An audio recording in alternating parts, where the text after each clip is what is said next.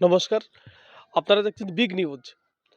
তাই হিন্দু শাস্ত্রে যেমন আজকে মাঘ মাস, এই মাঘ মাস হিন্দু শাস্ত্রের পবিত্র এক মাসের মধ্যে যে হিন্দু সনাতনী ধর্মের মধ্যে যে হিন্দু পঞ্জিকা আছে তাতে উল্লেখ আছে যে মাঘ মাস সকল মাসের চাইতে এক তাৎপর্য মাস। তাই এই মাঘ মাসে আজকে মাঘী পূর্ণিমা।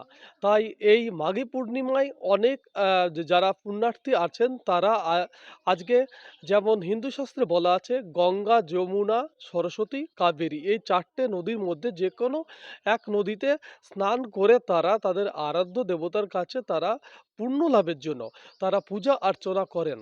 তাই যেমন হিন্দু পুরাণে কথিত বলা আছে যে মাঘী পূর্ণিমার এই দিনে ভগবান বিষ্ণু গঙ্গা নদীতে বসবাস করেন। তাই সেই কথা মাথায় রেখে যারা হিন্দু সনাতনী পুণ্যার্থী আছেন তারা এই দিন মাঘী পূর্ণিমার দিনে তারা গঙ্গা বা যমুনা, সরস্বতী বা কাবেরী নদীতে তারা স্নান করে তাদের আরাধ্য দেবদেবীদের মাথায় তারা উপবাস করে জল ঢালে এবং পুজো অর্চনা করে তাদের মনের ইচ্ছা প্রকাশ করে।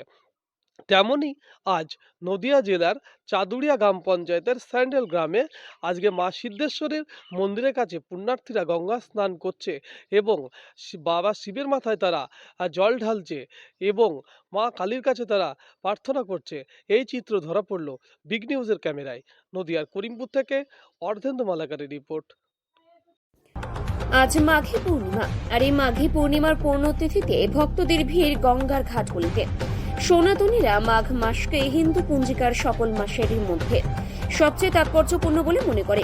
মাঘী পূর্ণিমা উদযাপনের সময় ভক্তরা উপবাস করে থাকেন, পবিত্র গঙ্গা জলে স্নান করে দানশীল কাজে যোগদান করেন এবং বিভিন্ন দেবতার কাছে প্রার্থনা করেন। হিন্দুরা বিশ্বাস করেন যে গঙ্গা, যমুনা, সরস্বতী এবং কাবেরী ইত্যাদি নির্দিষ্ট নদীতে ওই পবিত্র স্নান অত্যন্ত জনপ্রিয়। হিন্দু পুরাণে আরো বলা হয়েছে যে এই দিনে ভগবান বিষ্ণু গঙ্গা নদীতে বাস করেন এবং এমনকি জল স্পর্শ করলেও মানুষের জন্য খুবই উপকারী হতে পারে। এই দিনে যে প্রার্থনা করা হয় তাদের ইচ্ছে পূরণের প্রায় নিশ্চিত করে। বেশিরভাগ ভক্ত বিশ্বাস করেন ঠিক তেমনি আজ নদিয়া জেলার চাদুরিয়া গ্রাম পঞ্চায়েতের অধীনস্থ স্যান্ডেল চর মা সিদ্ধেশ্বরী মন্দিরে সেখানে ভক্তদের ঢল চোখে পড়ার মতো। ভক্তরা গঙ্গা স্নান করে বাবা ভোলানাথ ও মা কালীর পুজো দেয় পুণ্য অর্জনের জন্য। মা সিদ্ধেশ্বরী মন্দিরের পুরোহিত আমাদেরকে আজকের দিন সম্পর্কে কি জানালেন শুনে নেওয়া যাক।